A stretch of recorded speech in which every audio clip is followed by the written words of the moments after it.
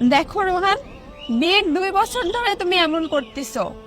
আমার হাজবেন্ড একটা দিনও তোমাকে দেখেনি, কিন্তু বিগত 2 দিন ধরে তুমি আমার নাম ধরে ডাকছো, চিল্লাচ্ছ।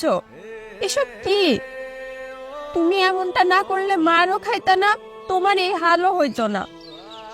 এমন কেন করছো বলো? কারণ আমি তোমাকে ভালোবাসি। দেখো রোহান, পাগলামি করো না। এখনো তোমার ভবিষ্যৎ পড়ে আছে। আমার থেকে অনেক ভালো মেয়ে পাবা। আমার একটা বাচ্চা হয়েছে, সংসার ভেঙে তো আর আমি আসতে পারবো না, তাই না? দেখো, আমি শুধু তোমাকে দেখব, শুধু তোমার পাশে থাকবো, আর কিচ্ছু চাই না। আমি